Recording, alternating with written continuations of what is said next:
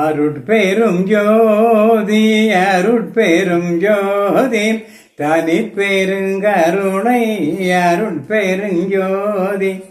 எல்லா உயிர்களும் இன்புற்று வாழ்க, வள்ளல் மலரடி வாழ்க வாழ்க.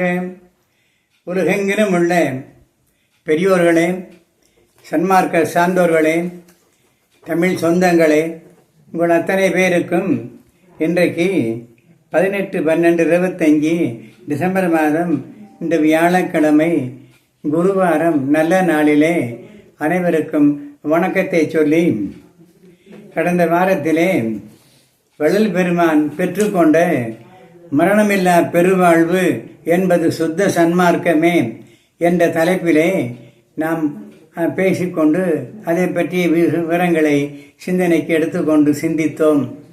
இன்று போன பதிவிலே ஞானசரிகை என்பது வள்ளல் பெருமானால் அருளப்பட்ட மரணமில்லா பெருவாழ்வுக்கு உரிய நுணுக்கங்களை எல்லாம் பக்குவமாக தெரியப்படுத்திய பாடல்கள் அடங்கிய தொகுப்பு.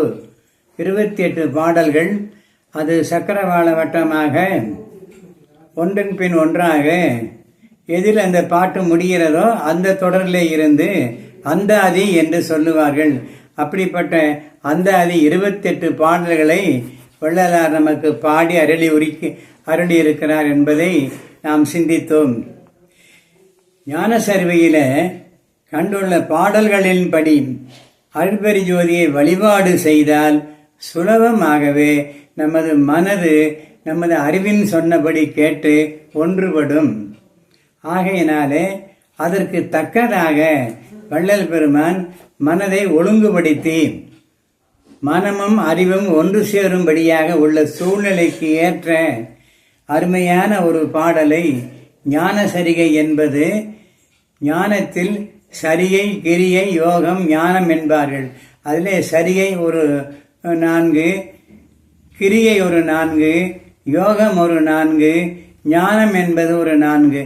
அவை ஒவ்வொன்றிலும் 4 படிமுறைகள் எல்லாம் சொல்லி, இந்த ஞான சரியை என்பது ஞானத்திலே உள்ள முதல் படிநிலையாக எடுத்துக்கொண்டு வள்ளலார் இதை விவரிக்கிறார் என்பதை போன வாரம் கடந்த பதிவிலே நாம் சுமாராக விளங்கும்படியாக முடிந்த அளவு விளக்கி இருக்கிறோம். இன்றைக்கு இந்த ஞானசரிமையுடைய மகத்துவம் என்னவென்றால், நம்மை மரணமில்லா பெருவாழ்வுக்கு இட்டு சொல்லக்கூடிய தகுதி உடைய பாடல்கள் 28. ஒவ்வொரு பாடலும் ஒவ்வொரு செய்தியை நமக்கு சொல்லும் என்று கடந்த வாரத்திலே நாம் சிந்தித்தோம். இன்றைக்கும் அதையே நாம் சொல்லுகிறோம். நினைந்து நினைந்து ஒவ்வொரு முறையும் விடாப்பிடியாக நினைந்து அந்த ஞானசரிகையின் பொருளை உணர்ந்து மனத்தினாலே உள்ளத்திலே நெகிழ்ந்து உள்ளம் நெகிழ்ந்தால்தான், அந்த உருக்கம் வந்தால்தான் அந்த பக்தி வரும். நெகிழ்ந்து அன்பே என்று அழைத்து நிறைந்து ஊற்றெழும் கண்ணீர் அதனால் உடம்பு நனைந்து அருளமுதே நன்னிதியே ஞான சபை நடத்தரசே என்னுரிமை நாயகனே, எனக்கு உரிமையான என்னுடைய நாயகனே என்று வனைந்து மீண்டும் வனைந்து ஏத்துதுமின், நீங்கள் போற்றி புகழ்ந்து பாடுங்கள், வழிபாடு செய்யுங்கள். ஏத்துதுமின் வம்மின் உலகியலேர். இப்படியெல்லாம் செய்யலாம். உலகத்து மக்களே, நீங்கள் என்னுடன் சேர்ந்து வாருங்கள். வம்மின் உலகியலேர். உலகியலில் மயங்கி இருக்கக்கூடிய அன்பர்களே, மரணமில்லா பெருவாழ்வு பெற்றுக் கொள்வதற்குரிய வழியினை இந்த 28 பாடல்களிலே சொல்லி இருக்கிறேன். நீங்கள் வாருங்கள், வந்து சேர்ந்து இதை பெற்றுக்கொள்ளுங்கள் என்று அழைக்கிறார். புனைந்துரையேன், அதாவது உலகியலீர் மரணமில்லா பெருவாழ்வில் வாழ்ந்திடலாம் கண்டீர். இந்த ஞானசரிகையிலே உள்ள பாடல்களின்படி நீங்கள் வாழ்க்கையை அமைத்து கொண்டீர்களானால் மரணமில்லா பெருவாழ்வை நீங்கள் நிச்சயமாக பெற்றுக்கொள்ளலாம். வம்மின் உலகியலீர், வாருங்களே மக்களே என்று அழைக்கிறார்கள். அதன் பிறகு அடுத்த வரியிலே புனைந்து உரையேன். புனைந்து என்பது கற்பனையாக ஒன்றை எடுத்து கூறுதல், புனைந்து உரைதல். அப்படி புனைந்து உரையேன், பொய் புகழேன், நான் சத்தியம் சொல்கின்றேன், பொற்சபையில் சிற்சபையில் புகுந்தருணம் இதுவே. நான் என்னுடைய முயற்சிக்கு கிடைத்த பலனாக அருட்பெருஞ்சோதி ஆண்டவரிடத்திலே வேண்டி வேண்டி இந்த சாகா கல்வியை கற்றுக்கொண்டு இப்பொழுது பூர்த்தியடைய அது நிறைவு பெறக்கூடிய நிலையிலே நான் இருந்து கொண்டிருக்கிறேன். சிற்சபையில் இந்த புருவ மத்தியில் மனம் வைத்து தியானம் செய்து இறைவனை அங்கே எழுந்தருளை செய்து இந்த பொற்சபையாகிய உடம்பை எப்படி காப்பாற்றுவது என்று அவரிடத்திலும் கேட்டு தெரிந்து கொண்டு அதை அனுஷ்டானம் செய்து நான் பூரணமான ஒரு ஞானத்தை பெற்று இன்றைக்கு அதை அனுபவித்துக் கொண்டிருக்கிறேன். ஆகையினாலே எனது அனுபவத்தை நான் பெற்றுக்கொண்டதை இறைவனிடத்திலே அருட்பெருஞ்சோதி ஆண்டவரிடத்திலே கற்றுக்கொண்டதை உங்களுக்கு சொல்லலாம், சொல்ல வேண்டும் என்றுதான் நான் விருப்பப்பட்டு உங்களை எல்லாம் வாருங்கள் வாருங்கள் என்று அழைக்கிறேன். அதாவது இப்படியெல்லாம் வள்ளல் பெருமான் தான் ஆண்டவரிடத்திலே கற்றுக்கொண்டதை, பெற்றுக்கொண்ட சாகா கல்வியை உலகியல் மக்களாகிய நம்மளுக்கும் சொல்லிக் கொடுத்து அதன்படி நம்மடையும் நடக்க வைத்து இப்படி உலகத்தில் உள்ள அத்தனை பேருக்குமே இந்த மரணமில்லா பெருவாழ்வை பெற்று கொடுக்க வேண்டும் என்று பெரிய மனத்துடனே இந்த பாடலை எல்லாம் வள்ளல் பெருமான் நமக்கு பாடி வைத்திருக்கிறார்கள். இறைவனை நினைந்து நினைந்து நீடு நினைப்பதனால், தொடர்ந்து நினைத்து கொண்டு இருப்பதினாலே ஒரு உணர்வு உண்டாகும். ஆதலால் இறை உணர்வு அப்படி உங்களுக்கு வரும் வரைக்கும் நீங்கள் நினைந்து நினைந்து நினைந்து உணர்ந்து உணர்ந்து உணர்ந்து நெகிழ்ந்து நெகிழ்ந்து நெகிழ்ந்து அன்பினாலே ஊற்றலும் கண்ணீர் அதனாலே நனைந்து நனைந்து நனைந்து நீங்கள் தொடர்ந்து நினைந்திருக்க வேண்டும். அப்படி நினைந்திருந்தால், அன்பினாலே ஊற்றலும் கண்ணீரில் வந்து உங்களை நனைந்திருந்தால், நனைத்து விட்டிருந்தால் நீங்கள் நினைத்த காரியம் சுலபமாக கைகூடும். ஆன்ம நிகழ்ச்சி ஒவ்வொருவருக்கும் இப்படி செய்தால் உண்டாகும். திருவர்கள் கூட்டி வைக்கும் சீவர்களுக்கு ஏனைய சீவர்களை பற்றி, சீவர்கள் என்பது எல்லாவற்றுக்கும் உள்ள ஒரு பொதுவான ஒரு வாசகம். இங்கே குறிப்பாக மனிதர்களை மட்டும்தான் நாம் இப்பொழுது எடுத்துக்கொண்டு இந்த மரணமில்லா பெருவாழ்வை போதிக்க வந்திருக்கிறோம். அதாவது வள்ளலார் சொன்னபடி ஆண்டவனை பற்றிய ஆன்ம உருக்கம் உண்டாகுதல் அத்தனை எளிதான ஒரு காரியம் இல்லை. ஆதரினாலே உணர்வதாகிய தெய்வ உணர்வினை பலகால் தொடர்ந்து நினைந்து நினைந்து நாம் வருவித்துக் கொள்ளுதல் வேண்டும் என்கிறார் வள்ளலார். நெகிழ்ச்சி தொடர்ந்து நிகழும் போது, மன நெகிழ்ச்சி தொடர்ந்து நிகழும் போது அன்பு நிறையும். நெகிழ்ச்சி அதிகரிக்கும் போது அன்பு பெருகி கண்களில் கண்ணீர் ஊற்றென நமக்கு பெருகும். ஆண்டவன் ஆன்மாக்களை 4 நிலைகளில் ஆட்கொண்டு அருள் செய்கிறான் என்பது வள்ளலாருடைய அனுபவம். அதிலே ஒன்று தாச மார்க்கம், சற்புத்திர மார்க்கம், சகமார்க்கம், சன்மார்க்கம் என்று சொல்லுகிறார். பெருமான் இறைவன் தன்னை இந்நிலைகளிலெல்லாம் ஒன்றன் பின் ஒன்றாக காட்டி கொடுத்து ஏற்றுவிட்டு ஆட்கொண்டான். இதில் தாசமார்க்கம், சற்புத்திர மார்க்கம், சகமார்க்கம், சன்மார்க்கம் ஆகிய 4 மார்க்கங்களிலும் எல்லாம் வல்ல இறைவன் எனக்கு அதை கற்றுக் கொடுத்து ஒவ்வொன்றிலும் நிலையாக நிற்கும்படி செய்து அதன் அனுபவங்களை பெற்றுக்கொள்ளும்படியும் செய்திருக்கிறார்கள். அதை குறித்து என்னுடைய பாடல்களை பாடுங்கள் என்று சொல்லுகிறார். அதிலே மெய்யருள் வியப்பு என்ற தலைப்பிலே உள்ள பாடல்கள் மிக முக்கியமானது. அதிலே தான் சொல்லுகிறார், அடியனாக்கி பிள்ளையாக்கி நேயனாக்கியே. முதலிலே அடியனாக்கி, தனக்கு பிள்ளையாக்கி, அப்புறம் நேயனாக்கி, அடிகளாக்கி கொண்டாய் என்னை அவலம் நீக்கியே. அடியனாக்கி என்றால் பக்தி உள்ளவனாக்கி, தனது பிள்ளையாக கருதி, தன்னை நேசிக்கும் நேயனாக கருதி, நண்பனாக கருதி, அடிகளாக்கி கொண்டாய் என்னை அவல நீக்கியே.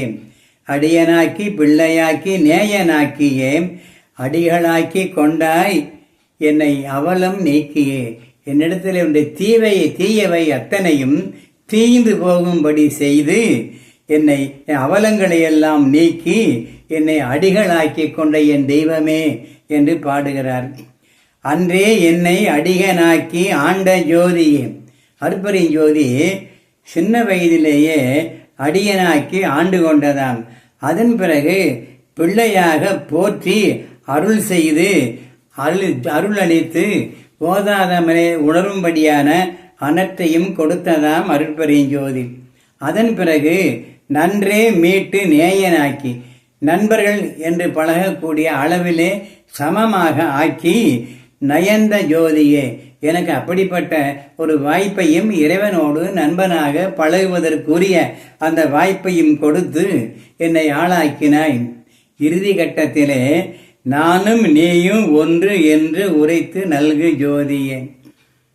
முடிவிலே ஜோதியாகி அருட்பெருஞ்சோதி ஆண்டவரே, நீங்களும் நானும் ஒன்றுதான் என்று சொல்லக்கூடிய நிலைக்கு என்னை ஏற்றி வைத்து விடுங்கள் என்று இங்கேயும் ஒரு அப்ளிகேஷன், ஒரு விண்ணப்பத்தை வள்ளலார் வைக்கிறார்கள்.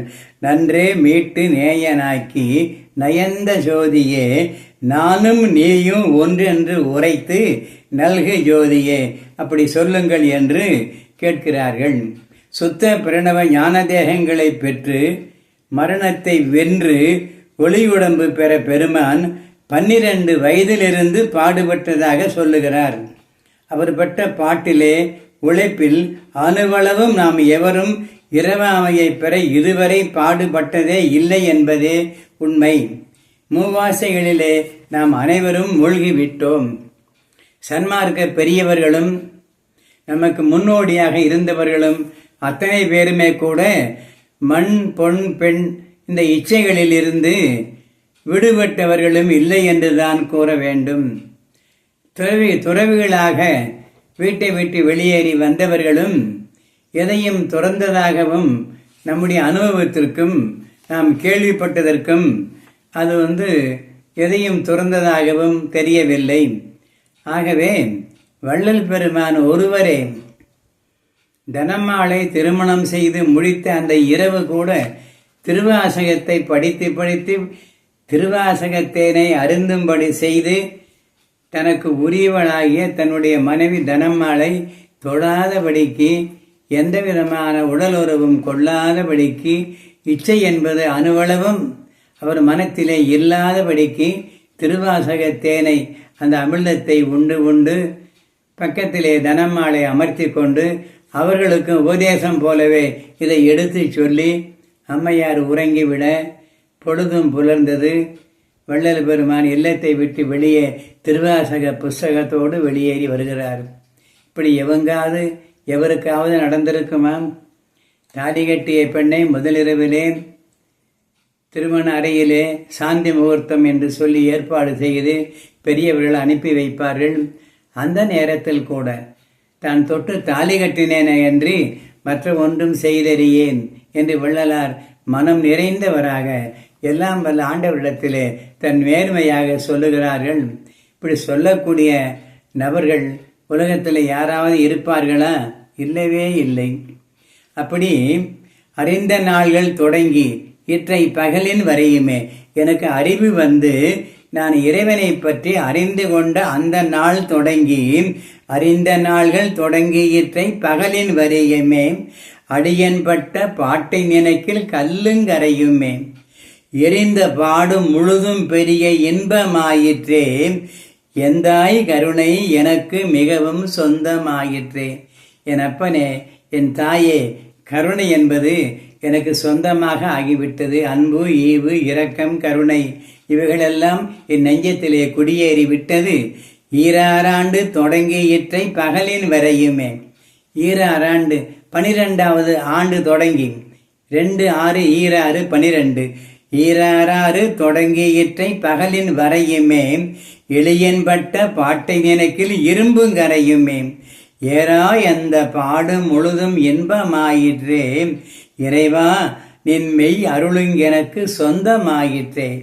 நான் பட்ட பாடுகளெல்லாம் எனக்கு ஒரு ஏறா நிலைமையை ஏறக்கூடிய அருள் சக்தியை கொடுத்தது.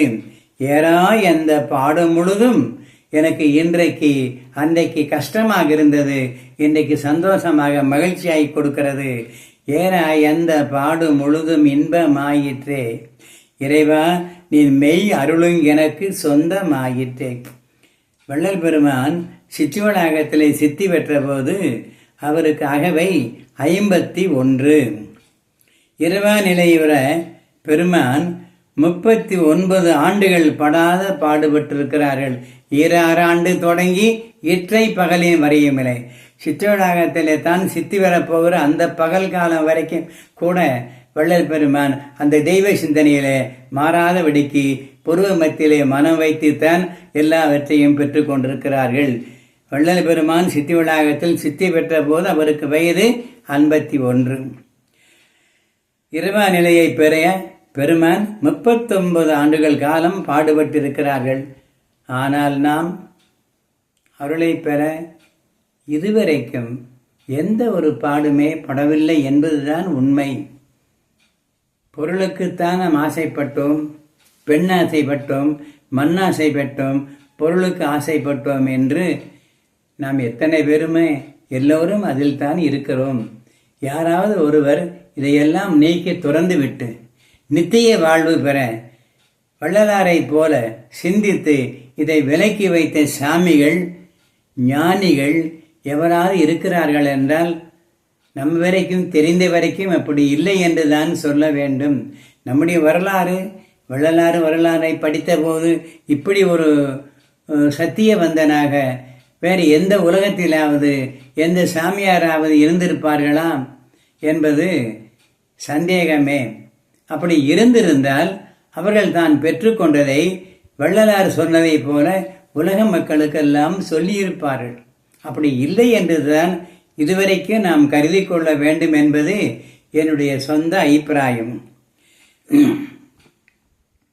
ஆண்டவன் திருவருளை நினைந்து நினைந்து இந்த உருகும் உள்ளத்தின் கண் ஒளியாக தோன்றி அந்த அருள் காரியப்படும், அதாவது செயல்படும். மேலும் நமது உடம்பிலே அருள் செயல்படும் இடம் கண்கள், மனம், அறிவு ஆகிய 3 இடங்களிலும். முதலிலே அருள் கண்களில் செயல்படும், மனத்தில் செயல்படும், அறிவில் செயல்படும் ஆகிய 3 இடங்களிலும் அருள் செயல்படும் என்பது வள்ளலாருடைய கொள்கை. இந்த 3 இடங்களில் அருள் காரியப்படும் போது பெருமான் அருளியுள்ள அகவல் அந்த தகவலை நமக்கு எடுத்து சொல்லுகிறது. அதாவது கதிர்நலம் எண்ணிரு கண்களில் கொடுத்தேன். கதிர்நலம் சூரிய கதிரனுடைய அற்புத தன்மைகள் எல்லாம் கண்களில் இறைவன் வள்ளலாருக்கு வைத்து படைத்தார். கதிர்நலம் எண்ணீரு கண்களில் கொடுத்தே அதிசயமயத்தேனும் அருட்பெரும் ஜோதி. சித்தியுலகத்திலே வள்ளலார் உறைந்த காலத்தில் வெளியே உலாவுவதற்கு சில நேரங்களில் வெளியே வருவார்கள். அதை எதிர்பார்த்து குறிப்பறிந்து அன்பர்கள் அத்தனையும் வள்ளலாருடைய பார்வை படும்படியாக பிணியாளர்கள், மனநலம் அற்றவர்கள், உடலிலே வியாதி உள்ளவர்கள் எல்லோருமே பொதுவாக வள்ளலாருடைய தரிசனத்தை கண்டால் நமக்கு எல்லாமே நன்மையாக முடியும் என்று சாரி சாரியாக அந்த இடது பக்கமும் வலது பக்கமும் நின்று கொண்டிருப்பார்களாம். வள்ளல் பெருமான் சித்தியுலகத்தை விட்டு வெளியே வரும்போது எல்லாரையும் ஏறிட்டு 2 பேரும் திரும்பி பார்க்கிறார். அப்படி பார்த்த உடனே கதிர்நலம் எண்ணீரு கண்களில் கொடுத்தே அதிசயமயத்தேனும் அருட்பெருஞ்சோதி. அந்த அருட்பெருஞ்சோதியானது அந்த கதிர்நலம் பிணியாளர்களுக்கு பிணியை போக்கியது, மனவேதனை உள்ளவர்களுக்கு மனவேதனையை போக்கியது, வறுமையில் வாடியவர்களுக்கு வறுமையை போக்கியது. அவரவர் எதை எதை வேண்டி நிற்கிறார்களோ அத்தனை சுகங்களையும் அந்த கதிர் நலம் கண்களில் இருந்து கொடுத்து அடியவர்களுக்கு அத்தனை பிணிகளையும் மனநலங்களையும் கொடுத்து சொஸ்தப்படுத்தி சுகப்படுத்தியதாம். அதன் பிறகு அருளொளி என் தனி அறிவீனில் விரித்தேன் அருள் நெறி விளக்கேனும் அருட்பேருஞ்சோதி. அருள் ஒளி என் தனி அறிவினில் விரித்தேன். அருளொளியை பரவலாக மனத்திலே விரித்து அருள் நெறி இதுதான் என்று விளக்கும்படியான ஒரு சந்தர்ப்பத்தையும் இறைவன் வள்ளலாருக்கு கொடுத்திருந்தார்கள் என்பதை இந்த 2 அகவல் நமக்கு தெரியப்படுத்துகிறது. அருளொளி எந்தனி அறிவினில் விரித்தே அருள் நெறி விளக்கெனும் அருட்பெருஞ்சோதி. பறையொளி என்மன பதியினில் விரித்தே அரசது இயற்றெனும் அருட்பெருஞ்சோதி. பறையொளி என்று சொல்லக்கூடிய ஆதிபரா சக்தியின் என்று சொல்லக்கூடிய சக்தியினுடைய ஆற்றல்கள் மனத்தின்மையை வருவித்து அத்தனை பேருக்கும் ஊக்கத்தை கொடுத்து ஏக்கத்தை போக்கி இந்த பிறவியை தான் எடுத்தனுடைய நோக்கத்தை பூர்த்தி செய்யும்படியாக அறிவுரைகள் சொல்லக்கூடிய திறத்தையும் அந்த அருட்பெருஞ்சோதி ஆண்டவர் தனக்கு வழங்கியதாக இந்த அகவலிலே இந்த 6 வரிகளிலே வள்ளலார் சொல்லுகிறார்கள்.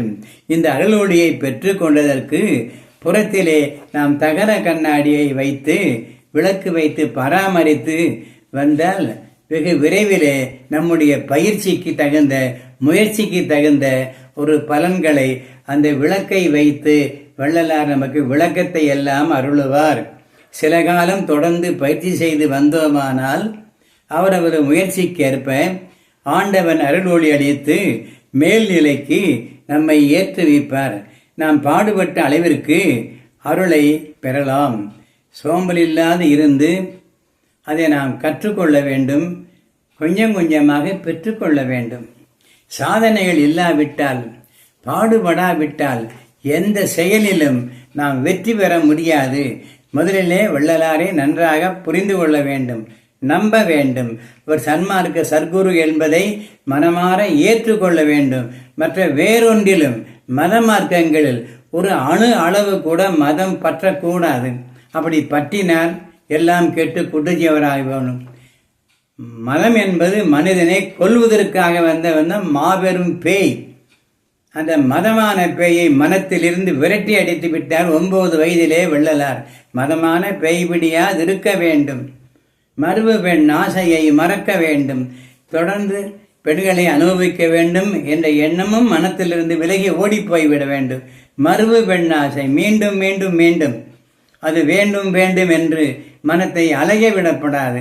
அப்படி மூவித ஆசைகளையும் மனத்திலே இருந்து ஒவ்வொன்றாக ஓட்டி இருளறிந்த காற்றுக்கு அனுப்பிவிட வேண்டும்.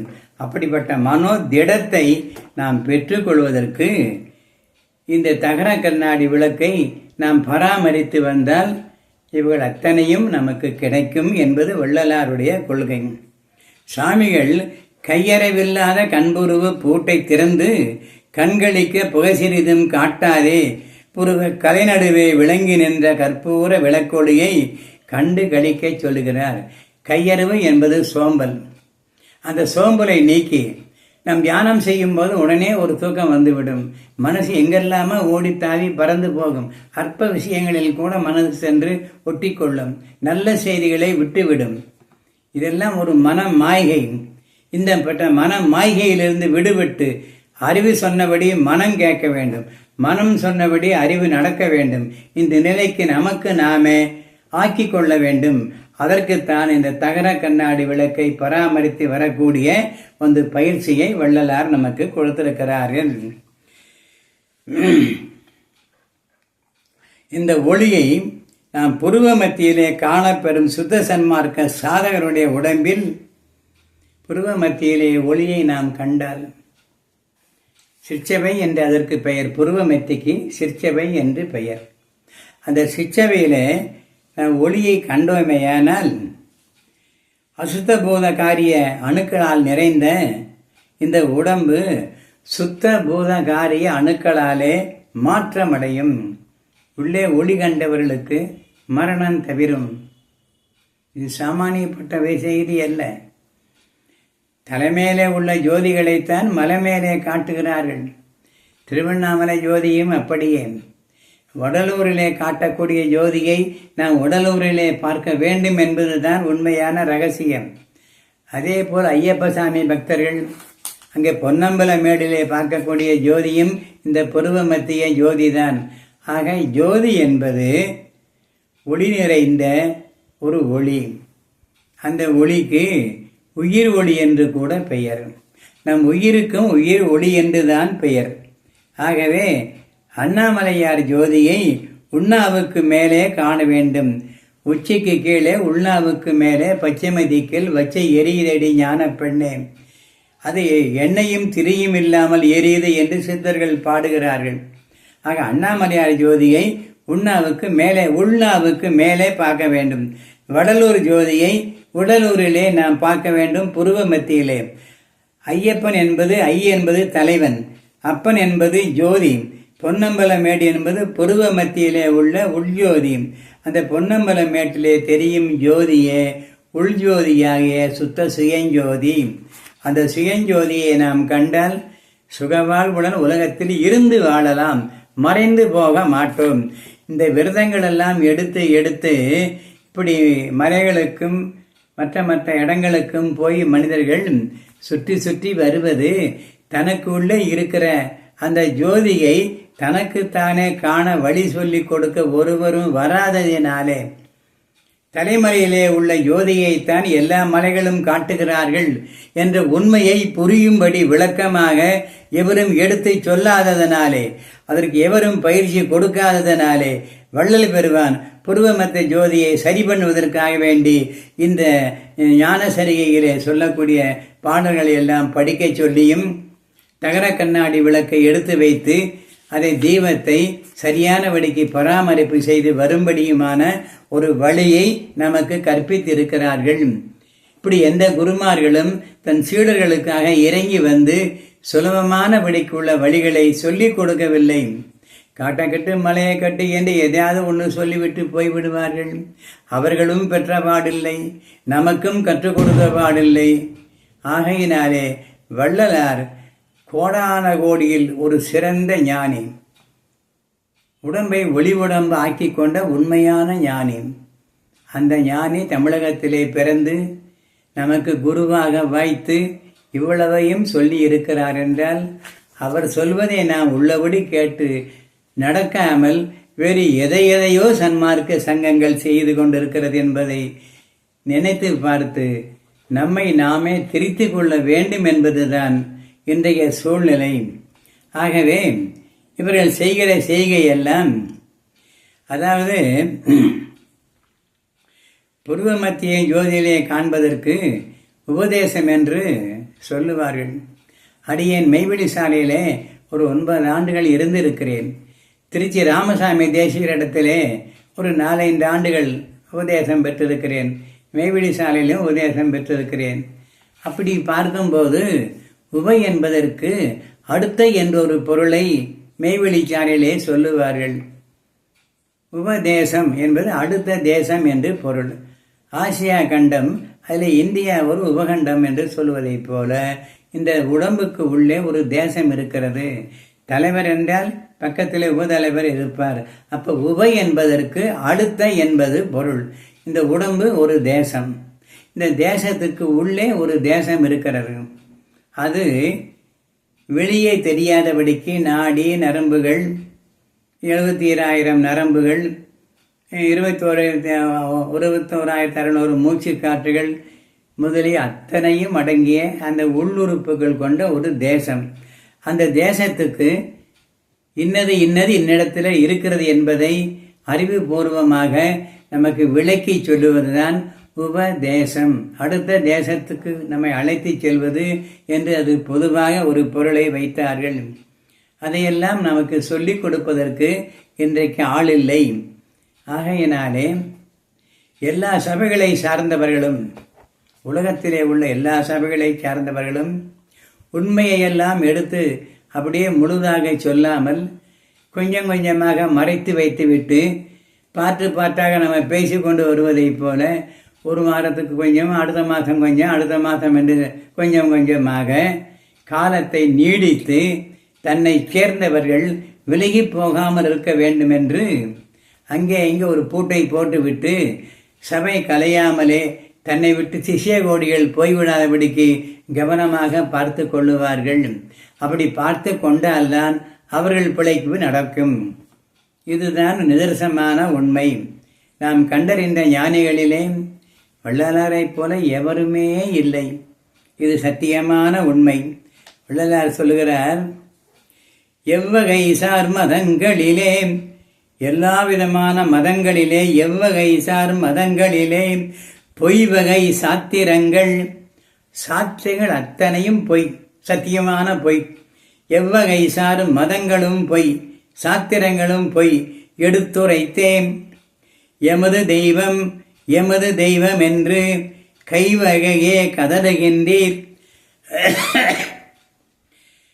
இது எங்கள் தெய்வம் எங்கள் தெய்வம் என்று சாஸ்திரங்கள் சொல்லி ஒவ்வொரு தெய்வத்தையும் காட்டி அவர்கள் பாட்டுக்கு போய்விட்டார்கள். நாம் அந்த பொய்யான கதைகளையும் தெய்வங்களையும் நம்பிக்கொண்டு இந்த நிமிடங்கள் வரைக்கும் இது எங்கள் தெய்வம் இது எங்கள் தெய்வம் இது எங்கள் தெய்வம் என்று கூச்சலிட்டு கொண்டு நாம் கதறிக்கொண்டு அலைகிறோம். இது எப்படி இருக்கிறது என்றால், கரிபிடித்து கலகமிட்ட பெரியரினும் பெரியீர் கைவகையே கதறுகின்றீர் தெய்வம் ஒன்று என்று எது அறியீர்.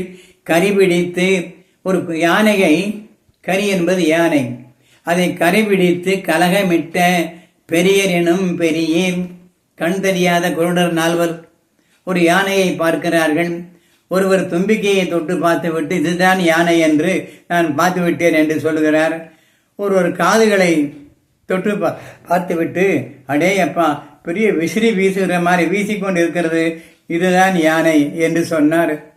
இப்படி ஒவ்வொருவர் அந்த காலை தடவி பார்த்து விட்டு அடே அப்பா தூண் போல் இருக்கிறது, இதுதான் யானை என்று கரிபிடித்து யானையை பிடித்து கொண்டு ஒவ்வொரு பகுதியை தொட்டு பார்த்து குருடர்கள் இதுதான் முழு உருவம், இப்படிதான் காலை போல யானை இருக்கிறது, காது மட்டும்தான் யானை, கால் மட்டும்தான் யானை, வால் மட்டும்தான் யானை என்று, தும்பிக்கை மட்டும்தான் யானை என்று தான் தொட்டு பார்த்த பகுதிகளை மட்டும்தான் அவர்கள் யானை என்று முடிவு செய்கிறார்கள்.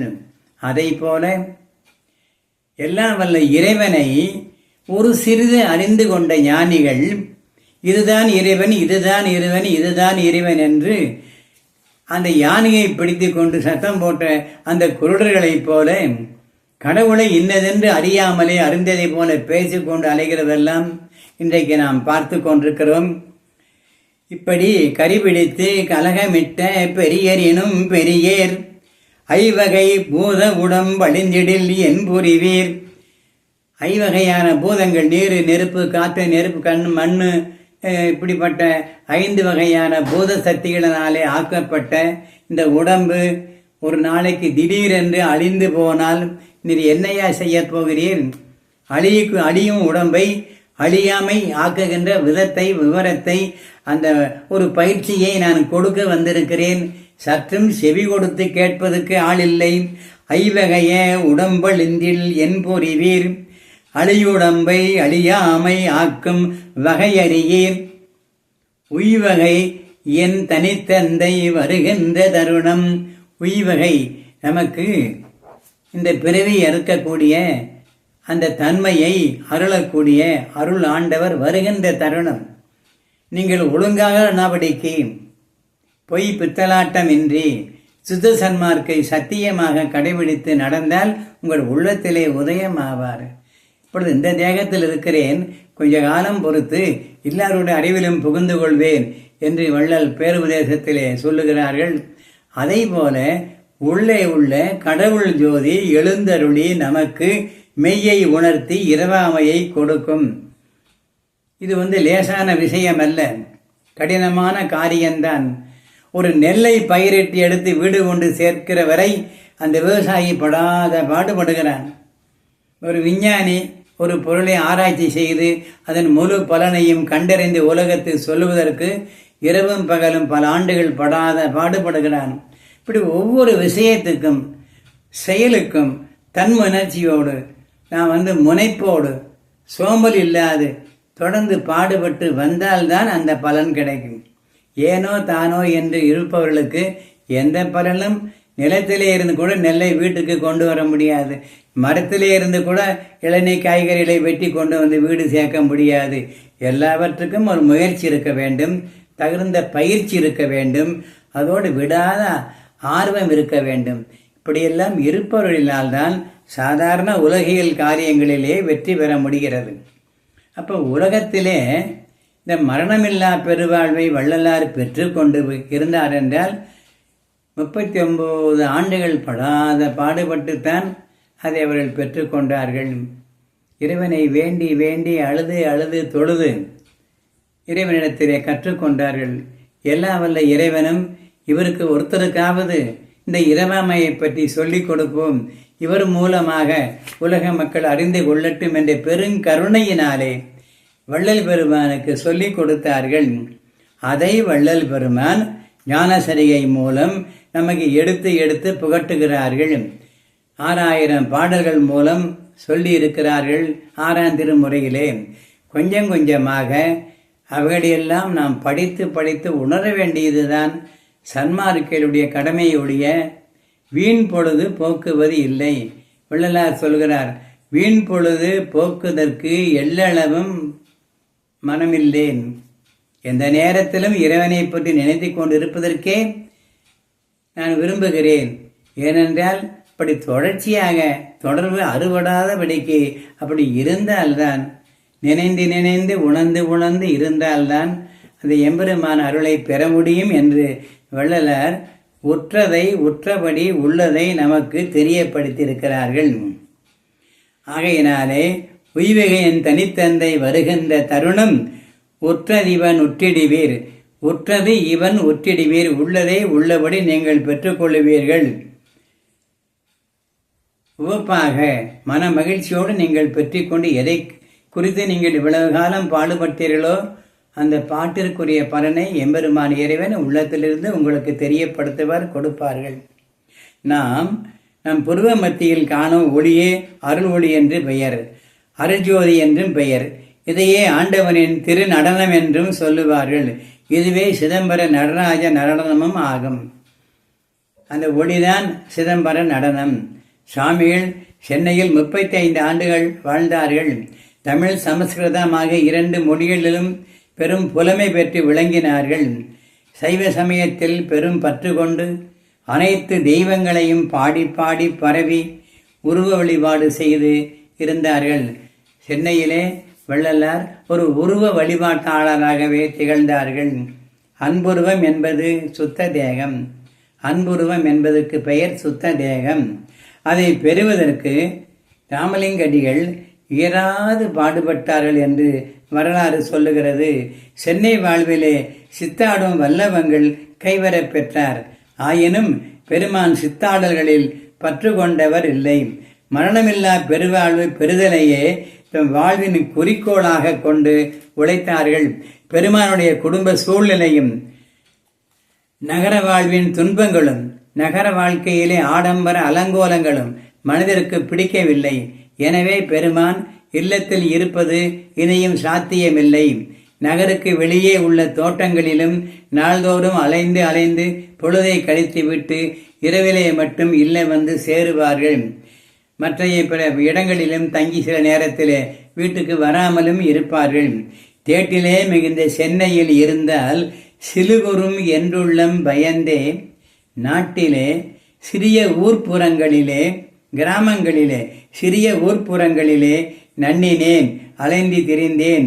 ஊர்ப்புறம் அடுத்த காட்டிலே பருக்கை கற்களிலே புஞ்சை களத்திலே திரிந்துற்ற இழைப்பை ஏட்டிலே எழுத முடியுமோ? இவைகளெல்லாம் எந்த நீ அறிந்தது தானே என்று எல்லாம் வல்ல அருட்பெருஞ்சோதி ஆண்டவருக்கு தன்னுடைய நிலையை உள்ளதை உள்ளபடி விளக்கி பாடிய பாடல் இது. செல்வமிக்க சென்னையில் இருந்தால் என்னுள்ளம் சிலுகுறும் மாறுபடும் என்று தனது அச்சத்தை பெருமான் மேற்படி பாடலிலே தெளிவாக குறிக்கிறார். பெருமான் சென்னை வாழ்வை நீப்பாராகி நீத்துவிட்டு வெளியேறலாம் என்ற எண்ணத்துக்கு வந்தவராகி தமது அன்பர்கள் சிலருடன் புறப்பட்டு வழியிலே பல ஸ்தலங்களை தரிசித்து தாம் பிறந்த மருதூர் பக்கம் அருகிலே உள்ள கருங்குழியை வந்து அடைந்தார்கள். கருங்குழியில் பெருமானை ஆதரித்து ஆட்பட்டவர் மணியம் வேங்கட ரெட்டியார். அவரது மனைவியார் முத்தியாலம்மையாகும். மணியம் வேங்கட ரெட்டியார் வீட்டிலே பெருமானுக்கென தனி அறை ஒன்றை ஒதுக்கி கொடுத்தார்கள். உணவும் ரெட்டியார் இல்லத்திலேயே படைக்கப்பட்டது. உணவும் உறைவுளும் ரெட்டியார் இடத்திலே தவறாமல் மிகுந்த பயபக்தியோடு வேங்கட ரெட்டியாரும் அவர் மனைவியார் முத்தியால் அம்மையும் இவருக்கு தொண்டு செய்து வந்தார்கள். எப்படிப்பட்ட பேறு பெற்ற குடும்பம் அது! பெருமானின் அகவை 35. அப்பொழுது மணியக்காரர் இல்லத்திலே 9 ஆண்டு காலம் அங்கே இருந்தார்கள்.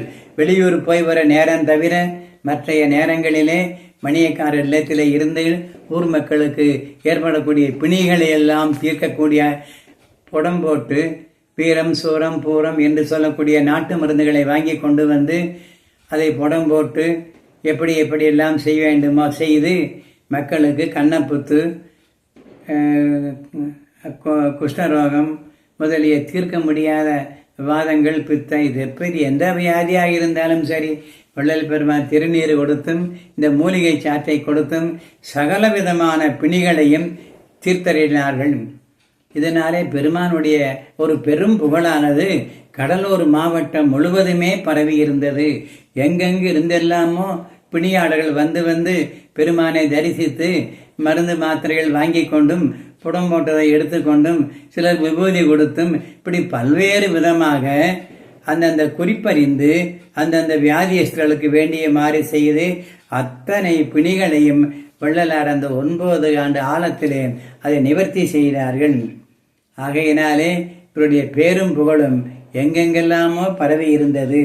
இப்படி அந்த நேரத்திலே மழையின்மையினாலே நீரின்றி பயிர்கள் வாடின. கடுமையான ஆங்கிலேயர் ஆட்சி, கொடுமையான பஞ்சம் வந்திருந்தது. மக்களை மாக்களாக கருதி ஆங்கிலேயர்கள் துன்புறுத்திய காலம் அது. மழையும் பெய்யவில்லை, காடு நிலங்களிலே விளைச்சலும் இல்லை, குடிநீருக்கே தட்டுப்பாடு, பசிக்கு உணவின்றி ஏழை உயிர்கள் வாடின. இரவுதோறும் அடிகள் கருங்குழி இல்லத்திலே ஏழைகளின் பசி போக்கிட தர்மசாலை ஒன்று ஏற்படுத்த வேண்டும் என்று அழுது தொழுது இரவு காலங்கள் முழுவதும் அருப்பெருஞ்சோதி ஆண்டவரிடத்திலே விண்ணப்பம் வைத்தபடியாக இருந்தார்கள்.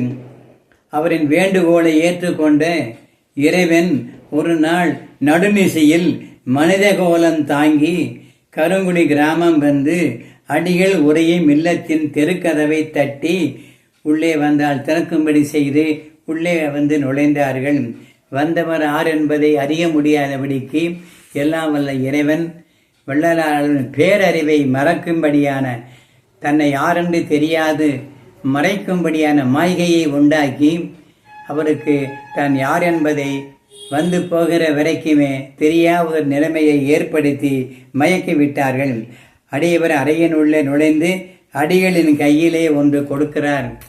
கொடுத்துவிட்டு அவர் சொல்லுகிறார், உனக்கு முத்தருக்கும் மூவருக்கும் தேவர்களுக்கும் மூவர்களுக்கும் கூட கிடைத்திருக்க அரிய ஒரு வஸ்துவை உனக்கு நான் கொடுத்திருக்கிறோம்.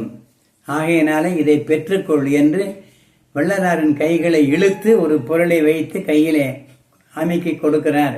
இதை நீ பெற்றுக்கொள். இனி நீ உன் மனங்கொண்டபடியே பேரறம் புடிந்திடுக. உன் உள்ளத்திலே தர்மசாலை துவக்கி ஏழை மக்களுக்கெல்லாம் பிணியை போக்கினது போல பசியை போக்க வேண்டும் என்று எண்ணிக்கொண்டிருக்கிறாய் அல்லவா, அந்த எண்ணத்தை நிறைவேற்றுக என்று நல்லாசை கூறுகிறார். வள்ளல் பெருமான் திகைத்து நிற்கிறார். யார் இவர்? திடீரென கதவை தட்டி திறந்தவுடனே உள்ளே வந்து என் கையிலே ஒன்று கொடுத்து இப்படியெல்லாம் மனகொண்டபடிக்கே நீ அறம் செய்க என்று சொல்லுகிறாரே, என்ன அதிசயமாயிருக்கிறது என்று திகைத்து நிற்கிறார். மனித கோலம் தாங்கி வந்த இறைவன் தான் யார் என்பதை ராமலிங்க வள்ளர் அறிய முடியாதபடிக்கு செய்துவிட்டு தான் வந்த காரியத்தை அவர் கையிலே ஒன்று கொடுத்துவிட்டு இரவிலே அந்த கல்லிலே முள்ளுமாக இருக்கக்கூடிய அந்த கருங்குழி தெருவிலே இறங்கி நடந்து சிறு தூரம் சென்று மறைந்து விடுகிறார்கள். இது வரலாறு. நம் பெருமானின் மாயையும் நீங்கியது. வந்து சென்றவர் எல்லாவல்ல இறைவனே என்று உணர்கிறார்கள். மாறி மாறி அழுது கண்ணும் தொழுத சிந்தையுமாக கைவிப்பு எம்பெருமானே என் வேண்டுகோளை ஏற்றுக்கொண்டு எனக்கு இன்று வந்து என் கையிலே ஒன்று கொடுத்து வாழ்க்கையை என் பெருமானே என் திருப்புகள் வாழ்க வாழ்க வாழ்க என்று வாழ்த்தி மகிழ்ச்சி அடைகிறார்கள். அப்படி அதன் பிறகுதான் ஊர் மக்களுக்கு சொல்லி அனுப்பி தர்மசாலைக்கு இடம் கேட்கிறார்கள். ஊர் மக்கள் எல்லாம் ஒன்று கூடி பேசி அத்தனை பேரும் ஒன்று சேர்ந்து வள்ளல் பெருமுடைய அற்புதங்கள் எல்லாம் கண்ணுற கண்டு நேருற பார்த்து கேள்விப்பட்டு தரிசித்த பெருமக்கள் தெய்வமே நமது ஊருக்கு வந்து நம்மிடத்தில் நிலம் கேட்கிறது என்று தன்னுடைய விளை நிலங்களிலே 80 காணி நிலத்தை எல்லாம் பயிர் வச்சை ஜே ஜே என்று வளர்ந்து இப்படி அற்புதமான அந்த விளை நிலங்கள் நஞ்சை நிலங்களை 80 காணியை இனாமாக பட்டா செய்து ராமலிங்கம் என்ற பெயருக்கு இனாம் பட்டா செய்து ஊர் மக்கள் பைசா செலவில்லாமல் அன்பளிப்பாக கொடுத்தார்கள். எவ்வளவு பெரிய உள்ளம் உள்ளவர்கள்! வள்ளலார் மீது அப்படியே கடவுளை நேராக கண்டது போலவே பக்தி உள்ள மக்கள் 80 காணி நிலத்தை கொடுத்தார்கள்.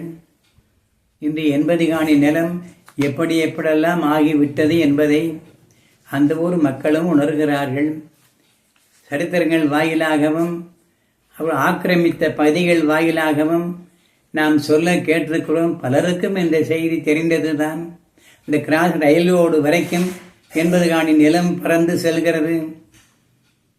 அது அந்த ஒரு குளத்து பக்கத்தில் இருக்கக்கூடிய மணியக்காரர் அந்த ஒரு சபவதி குருக்கள் குடியிருந்த இல்லங்களும் மற்ற இல்லங்களையும் அவர் தன்னுடைய இடமாக்கி கொண்டு ஆக்கிரமித்து இன்றைக்கு விட்டு விட்டார். இப்படி எவ்வளவோ நிகழ்ச்சிகள் வள்ளலாருக்கு இறைவன் கொடுத்த அந்த வரத்தினாலே கிடைத்த 80 காணி இன்றைக்கு எவ்வளவு இருக்கிறது என்று நாம் கணக்கு போட்டு அதை ஆய்வாளர்கள் தான் அதை கண்காணித்து அதை மீட்டு கொடுக்க வேண்டும். இந்த இல்லத்தில் 3 வள்ளலார் தங்கியிருந்த அந்த கருங்குழி இல்லத்தில் 3 நிகழ்ச்சிகள் புகழ்பெற்ற நிகழ்ச்சிகள் நடந்தது. 1 ஆண்டவர் மனிதகோலம் தாங்கி, 2 இரவிலும் 1 பகலிலும் எழுந்தருளி பெருமானுக்கு அருளாசி வழங்கியது 1. பெருமானுக்கு செஞ்சுடர்பு கொடுத்ததும் அந்த இல்லத்திலே. 2வது தண்ணீரில் விளக்கெடுத்த அற்புதம் நகழ்ந்ததும் அந்த மணியக்காரர் அந்த கருங்குழி இல்லத்திலே. 3வது அங்கிருந்த போதுதான் 1865ஆம் ஆண்டு தன்னுடன் இருக்கக்கூடிய நண்பர்களையும் ஊர் மக்களையும் சேர்த்து வள்ளலார் சங்கம் நிறுவினார்கள். ஆரம்பத்திலே அந்த சன்மார்க்க சங்கம் வேறொரு பெயரிலே இருந்தது.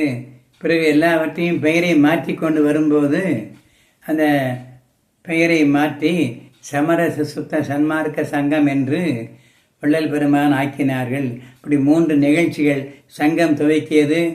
பெருமானுக்கு இந்த மாதிரி செஞ்சுடர்ப்பு கொடுத்தது, தண்ணீரிலே விளக்கு எரிந்தது, 2 முறை பெருமான் இரவிலும் பகலிலும் வந்து விட்டது.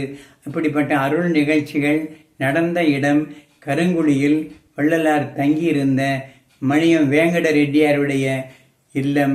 இன்றைக்கும் அது இருக்கிறது. அங்கே நன்றாகவே அறமும் நடந்து வருகிறது.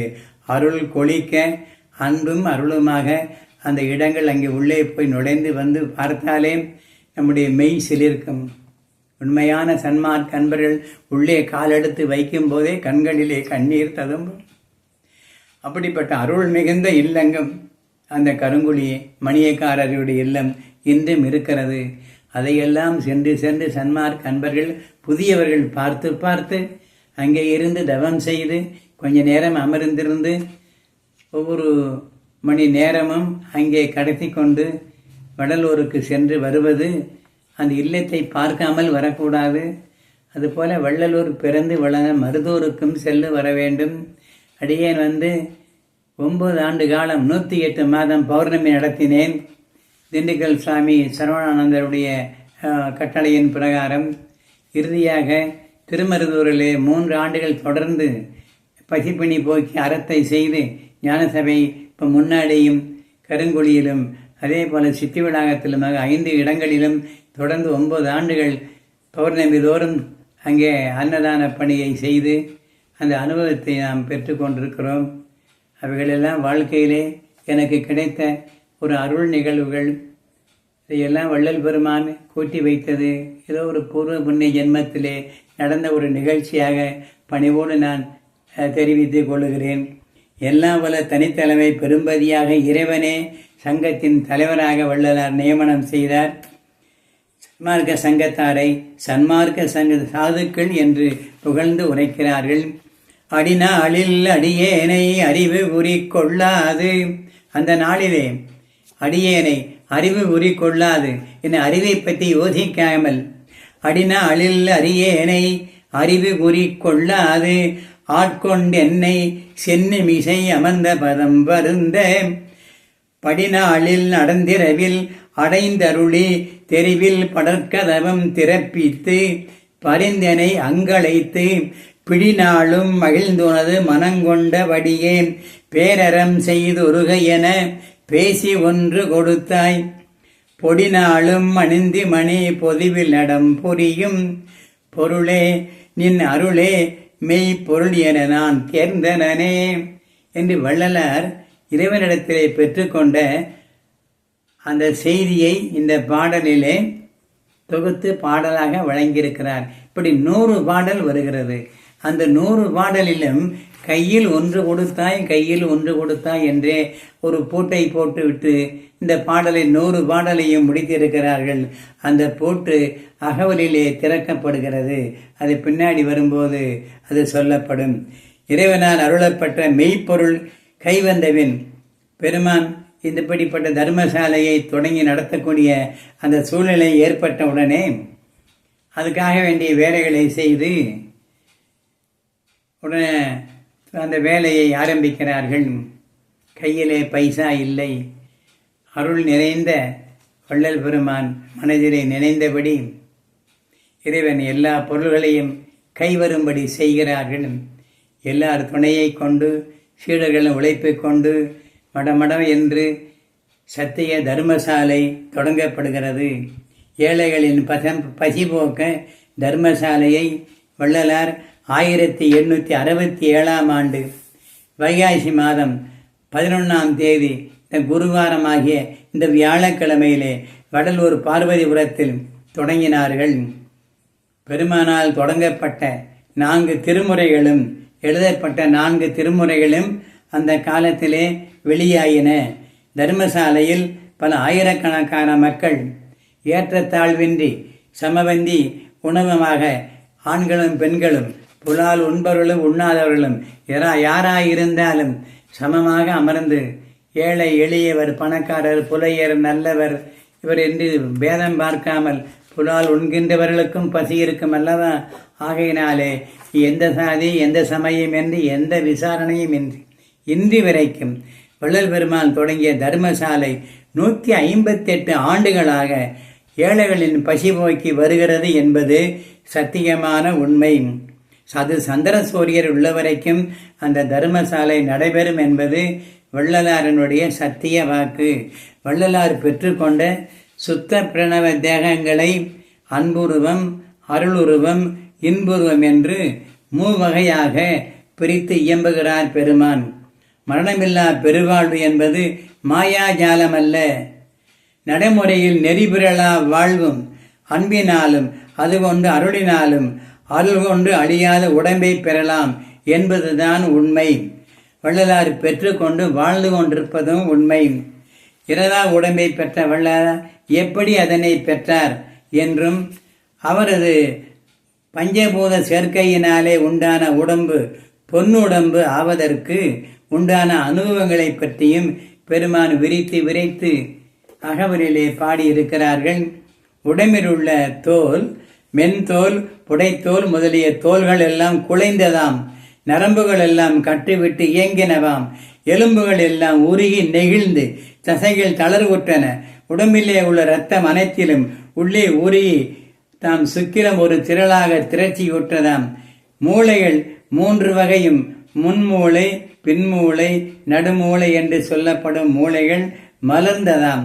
உடம்பு முழுவதும் அமுதம் பெருகி ஓடியதாம். நெற்று வியர்த்தது, முகம் ஒளிமயமானது, மூச்சு காற்று குளிர்ச்சி உருந்தியதாக அப்பொழுது வந்து கொண்டிருந்தது. சாந்தம் ததும்பிடவும் உள்ளத்தில் நகை உண்டாகும்படியும் ரோமம் பொடித்திடவும், கண்களில் நீர் பெருகி கால்வழிந்து ஓடவும், வாய் துடித்து அலறவும், இரு செவிகளிலும் கும்மென ஓசை கேட்டும், மெய் முழுவதும் குளிர்ந்திடவும், இதயம் துடித்து அசையவும், கையிரண்டும் குவியும்படி காலிரண்டும் சுலவிடவும், மனம் கனிவுற்று உருகிடவும், அறிவு நிறைந்து ஒளிர்ந்திடவும், சித்தம் மனம் அறிவுகளுடன் ஒன்றாகி களிப்பு அடையவும், அகங்காரம் அதிகரிப்பு அடைந்திடவும், சகத்தை காண இந்த உலகை காண உள்ளம் தலைத்திடவும், மலரவும், உடம்பு அறிவுமயமாகி ஆனந்திக்கவும், ஆன்ம தற்போதம் போகி அகன்றதும், தத்துவங்கள் எல்லாம் ஒருங்கே ஒளிந்திடவும், சத்துவ குணம் மட்டும் தனித்து நின்றிடவும், உலக விடயங்கள் எல்லாம் மறைந்திடவும், அலையில்லா அருளின் ஆசை மேல் பொங்கவும், உள்ளத்திலே தனி அன்பு உயிரையெல்லாம் மலர வைக்கவும், அதுவே திருவுருளாய் ஓங்கவும், அன்புருவாய் ஓங்கும் அவ்விதம் அன்பே உருவான ஆண்டவன் வள்ளலாருடைய அளவற்ற அன்பினாலே அவரின் உளங்கலந்து உயிரில் கலந்து மற்றும் உடலெங்கும் கலந்து தனது அருள் ஒளியிலாலே அடிகளின் உள்ளத்தை வேதித்து ஒத்தடங்கொடுத்து அருளினாலே அவரை பொன்முரும்பாக ஆக்குகிறார்கள் என்றெல்லாம் அந்த ஒடியுடம்பு பெற்ற செய்தியை அகவலிலே வள்ளல் பெருமான் அற்புதமாக சொல்லியிருக்கிறார்கள். அதுக்கு முன்னோட்டமாக இந்த விளக்கத்தை உங்களுக்கு நான் அகவலில் இருந்து எடுத்து எழுதி அதை நான் சொல்லுகிறேன். அருட்பிரகாச மாலையில் இறைவன் ஒன்று கொடுத்தார் என்று ஒரு பூட்டு போட்டதாக முன்னாடி சொன்னோமே, அது என்ன என்றால், அந்த திறவுகோலை அருட்பிரஞ்சோதி அகவலிலே மணி என்று வரக்கூடிய அந்த பகுதியிலே வள்ளலார் சொல்லுகிறார். நினைத்தவை நினைத்து ஆங்கு எய்த. நினைத்தவை மனத்திலே என்னென்ன செய்ய வேண்டும் என்று வள்ளலார் நினைத்தார்களோ அந்த நினைவை எல்லாம் அணுப்பிரளாமல் அவ்வப்போது அப்படியே செய்யும்பாடியான திறத்தை அருளுகின்ற மாமணி. நினைத்தவை நினைத்தாங்கு எய்தூர. நினைத்தவை நினைத்தாங்கு எய்தூர. அனைத்தையும் தருமோரு அருண்பெறன் மணியே. அனைத்தையும் தருமோரு அருண்பெறல் மணியே. அந்த நினைத்தவைகள் எல்லாம் நினைத்தபடி நடத்தி முடிக்கக்கூடிய ஆற்றலை கொடுக்கக்கூடிய அரும்பெரும் மணியை வள்ளலாருக்கு இறைவன் கருங்குடி இல்லத்திலே கையிலே ஒன்று கொடுத்து நீ மனங்கும் போனபடியே நீ தர்மசாலை கட்டி நல்ல விதமாக ஏழைகளின் பசி போக்கு என்று சொன்னார்கள். அதை அப்படியே வள்ளலார் செயல்படுத்தினார். 158 வருடங்களாக தர்மசாலை நடந்து கொண்டிருக்கிறது. இதை இத்துடன் நிறுத்தி நாளை மீண்டும் இதன் தொடர்பாக தனி அன்பு என்ற தலைப்பிலே வள்ளலாருக்கு நிகழ்ந்ததை உரைநடையிலே கொஞ்சம் பார்த்தோம். நாளைக்கு பாடல்கள் மூலியமாக அதனை சிந்திப்போம் என்று சொல்லி அன்பர்கள் விடாப்பிடியாக கொஞ்சம் நேரம் ஒதுக்கி இந்த மரணமில்லா பெருவாழ்வு என்ற சுத்த சன்மார்க்க வாழ்வை பற்றிய இந்த சொற்பொழிவை அன்புடன் கேட்க வேண்டும் என்று பணிவோடு விரும்பி கேட்டுக்கொள்கிறேன். ஏனென்றால் சுத்த சன்மார்க்கம் என்பதே மரணமில்லா பெருவாழ்வு தான், அது வேறல்ல. சுத்த சன்மார்க்கம் ஒருத்தன் செய்தால் மரணமல்லா பெருவாழ்வை பெறலாம். இது வள்ளலாறு பெற்றுக்கொண்டது, இறைவனிடத்திலே கற்றுக்கொண்டது, நமக்கு சொல்ல வந்தவர் சொல்லி கொடுத்தது. ஆகவே வள்ளலார் சொன்னதை சொல்லுகிறேன், உரைநடையிலே உள்ளதை சொல்லுகிறேன், அகவலிலே சொன்ன தகவலை சொல்லுகிறேன் என்று சொல்லி இன்றைய சொற்பொழிவை நிறைவு செய்கிறோம். நாளை மீண்டும் சந்திப்போம். அருட்பெரும் ஜோதி அருட்பெரும் ஜோதி தனி பெருங்கருணை அருட்பெருஞ்சோதி. எல்லா உயிர்களும் இன்புற்று வாழ்க, வள்ளல் மலரடி வாழ்க வாழ்க. நன்றி, வணக்கம், நிறைவு.